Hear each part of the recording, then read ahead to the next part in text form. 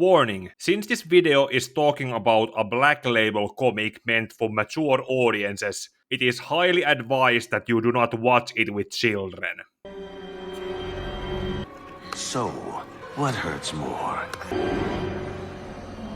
A? Or B? A little louder, lamb chop. Sadly, our venue wasn't built with the disabled in mind. That was rude.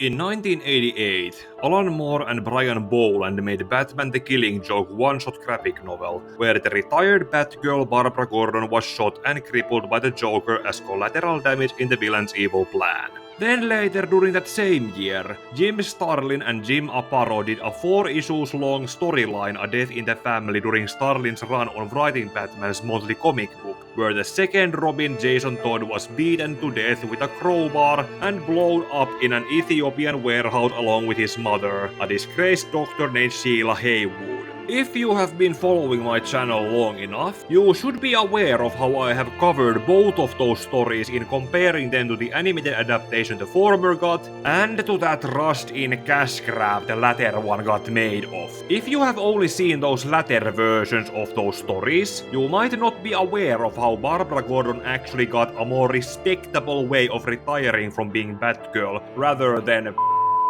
with Batman, how Jason was motivated to disobey Batman's orders in going after the Joker in wanting to protect his mother Sheila, or be generally confused at which one of these stories happened first. I know that he shot Barbara through the spine. It's the Killing Joke that happened first, and the reason why A Death in the Family had the Joker kill Jason all the way in Ethiopia was because he had fled from Gotham to wait until the heat of what he had done to Barbara died down. Which, when looking at how people are still responding to the Killing Joke, would have been never. In the years after those two stories came out, Barbara Gordon would have eventually been brought back into the hero work as the disabled information broker Oracle by Kim Yale and John Ostrander, while Judd Winick would bring Jason Todd back to life as the Red Hood in 2 flawed versions of the same story. If you're new and have not seen my videos on talking about any of that, don't worry, they are linked down in the description. Feel free to watch them first and then come back after you're done. But now let's move a few years forward to the latter end of the New 52 in 2015, and the last storyline in Geoff Johns' Justice League run.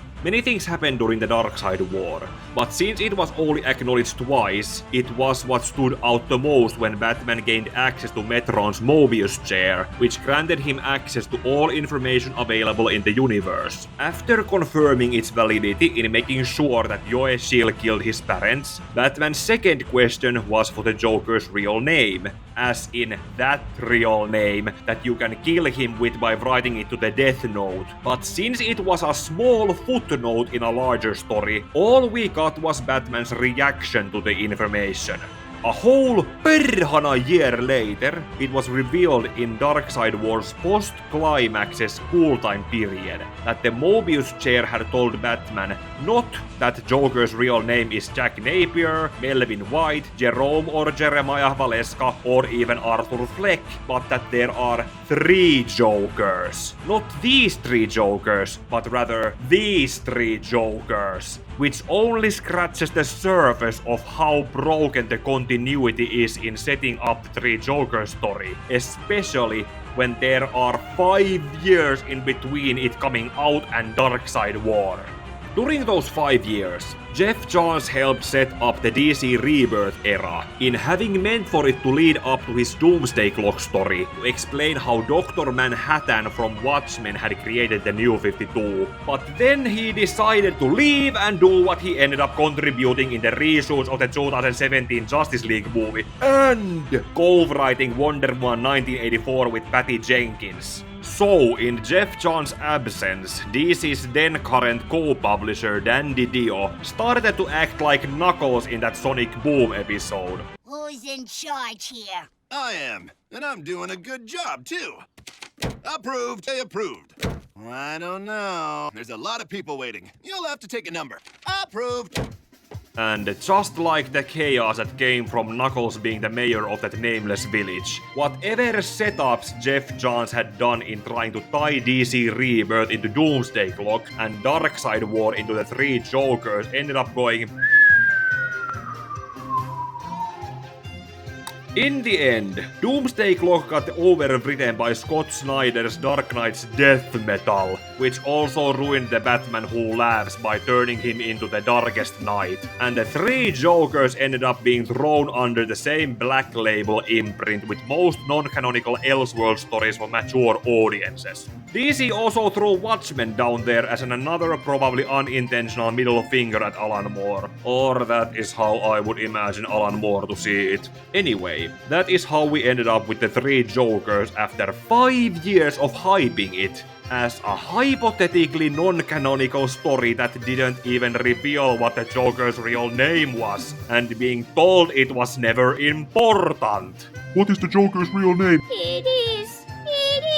It's what? It's not important. It never has been. You what? Then it was revealed later in Geoff Johns' other written story Flashpoint Beyond, where Martha Wayne became the Joker, that she found the real Joker who never became the Joker in the Flashpoint timeline, that it's apparently Jack Oswald White. You what? I suppose I should talk about the story of the three Jokers now, and how it tries to be a sequel to both Killing Joke and A Death in the Family, by having Barbara as Batgirl and Jason as Red Hood in it. Seeing how DC and Warner Bros. Have not yet decided to adapt it into an animated movie, they probably will as soon as they can find worthy successors to Kevin Conroy and Mark Hamill as Batman and Joker, I don't want to give the following story commentary the same detailed narrative treatment as I usually do, but I have to recap its plot summary as condensed as needed to go over it for context, even when it can stretch this video for too long.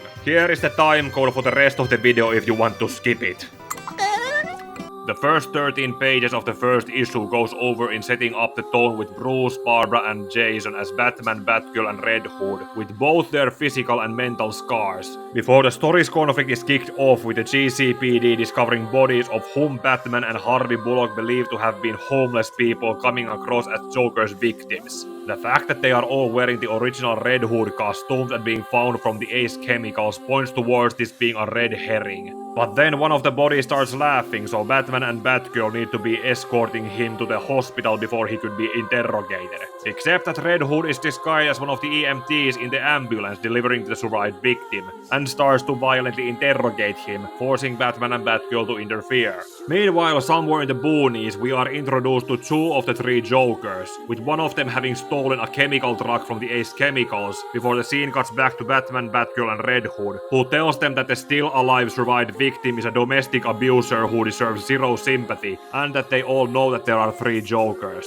We then cut back to these three to establish them to be the older criminal based on the Joker's first appearance, somewhat younger clown based on the Silver Bronze Age Joker, and finally the comedian based on the Killing Joke Joker. Their plan is to create more Jokers with the chemicals they stole from Ace Chemicals, before the criminal flips a coin to decide how they are going to proceed with it. In the next scene, Batman, Batgirl and Red Hood have followed their combined leads to Gotham Aquarium, where they find piranhas and a shark infected by the Joker's venom, before being confronted by one of the Joker's nearly forgotten sidekicks from before Harley Quinn was invented and a small army of henchmen. This naturally leads to an action set piece, which lasts up until Red Hood shoots at the aquarium glass to release the big shark to devour the obscure sidekick. But then the clone shows up and singles out Red Hood in attacking just him, so Batman and Batgirl can easily take him down. Batman is then called away by Commissioner Gordon when he informs that another Joker is sighted elsewhere, so he ends up leaving Batgirl and Red Hood alone with the clown. They empty his pockets and tie him up, but don't even put a gag on his mouth to keep him quiet, so the clown is free to play psychological warfare by revealing to have been that Joker who killed Jason as Robin in A Death in the Family, with Geoff Johns seemingly having decided to ignore Sheila's existence and Jason having died in trying to save her as his mother, to instead making a joke about him having become the clown's Robin in having become the Red Hood and making Batman's life miserable. This causes Red Hood then to shoot the clown dead, while Batgirl does a poor job in trying to stop him,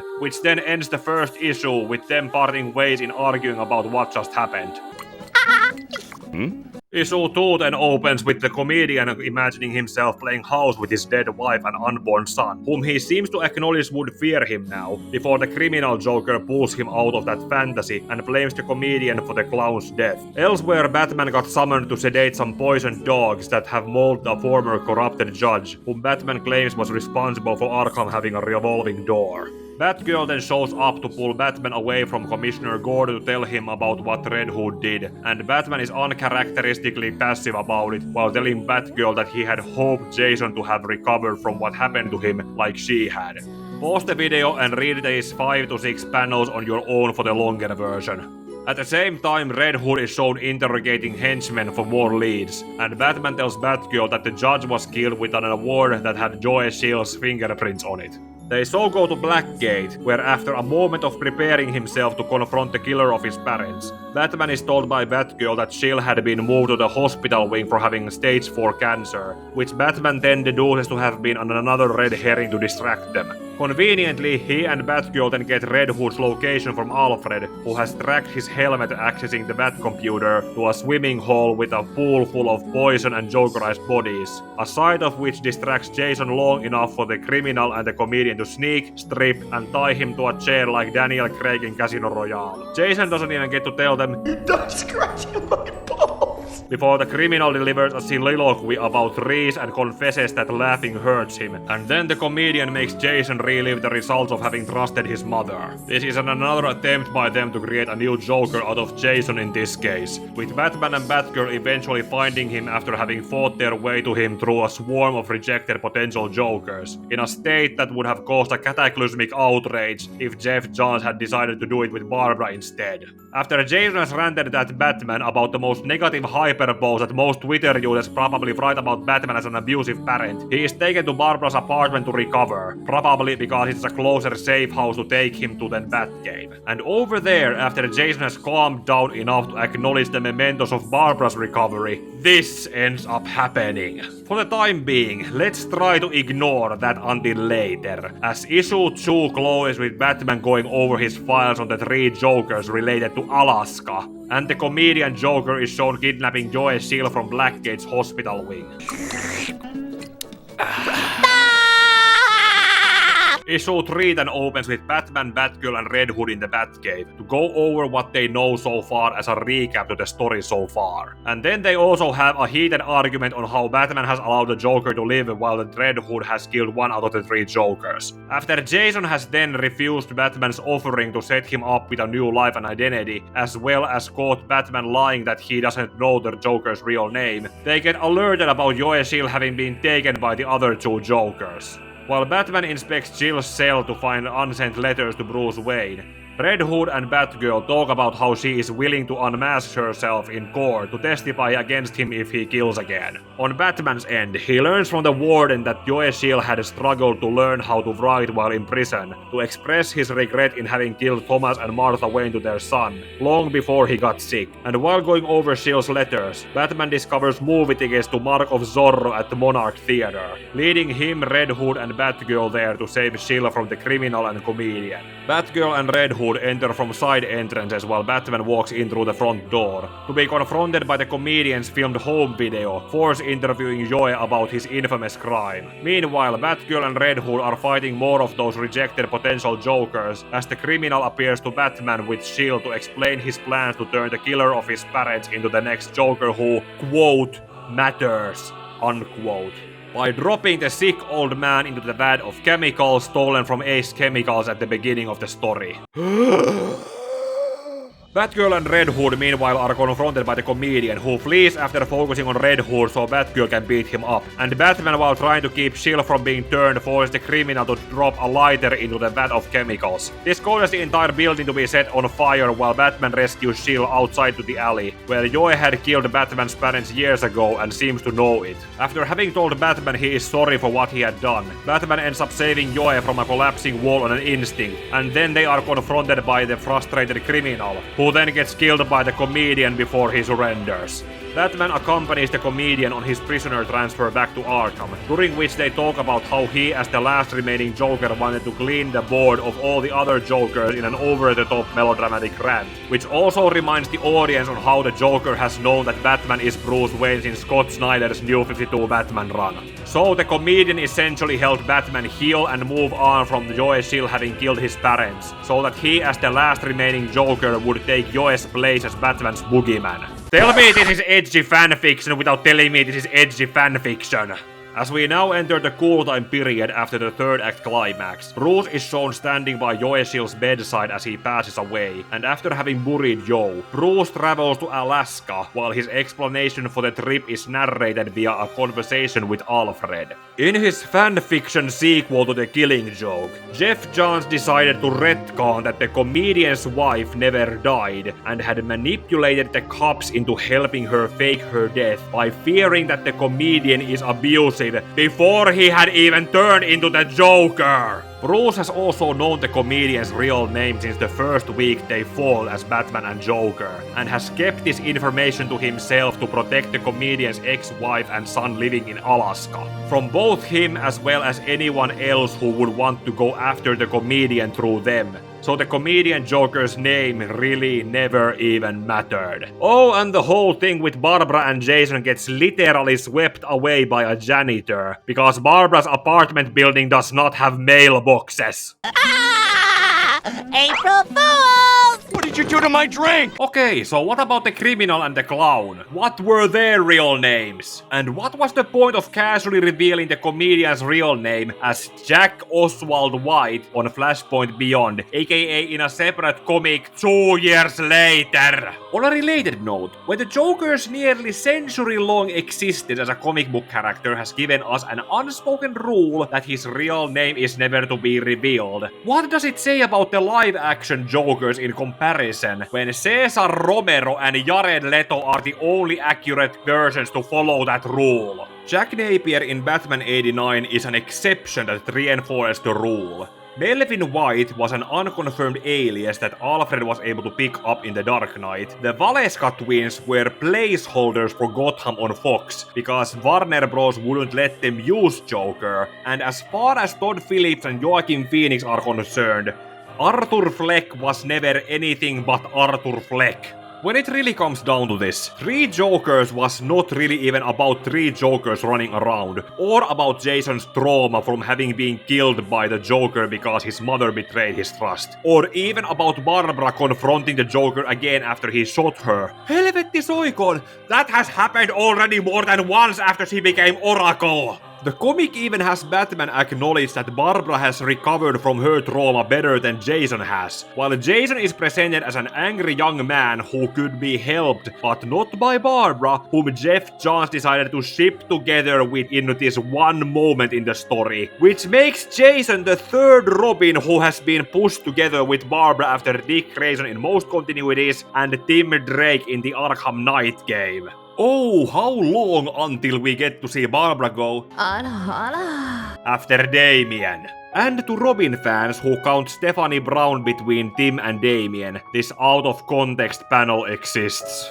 And even then, why should Barbara become Jason's emotional crutch in helping him recover? Because they were both Joker's victims. Can this be acknowledged without turning Barbara into a revolving trophy wife among this band of adopted brothers? And their adopted dad! Remember that Jason used to date an airline stewardess named Isabel, I think, during the New 52, and was close enough to date Artemis of Banamigdal during the DC Rebirth era. So why not have either of them or someone else to come fill that role for him? No wonder Geoff Johns decided to make them pretend like it didn't happen. Just like how this story has been pretended to not have happened by most of DC Comics' current writers. And Chip Zdarsky, when he got the chance to be the new main Batman comic writer, decided to disregard it by having the 3 Jokers exist as the Joker knowing how to randomly reinvent himself with 3 different personas, with the clown and the criminal being treated as if they never even existed. accepted. Hell, the canonicity of the three Jokers should come across in Jason Fabok's art alone, with how Batman is wearing a batsuit with the yellow emblem bat symbol, utility belt with capsules and no underwear, unlike the main comics Batman, who has a chest-sized bat symbol, a utility belt with pouches and underwear on the outside. Thanks a lot, Tom King! The way how Fabok drew three Jokers, likely with how Geoff Johns instructed him to, it also gives the comic a cinematic feeling with its pacing and Brad Anderson's coloring, as if Geoff Johns wanted it to be adapted as a movie in the first place instead of being a comic book. And that art and coloring is what really makes up for those flaws that this comic has. Like for example,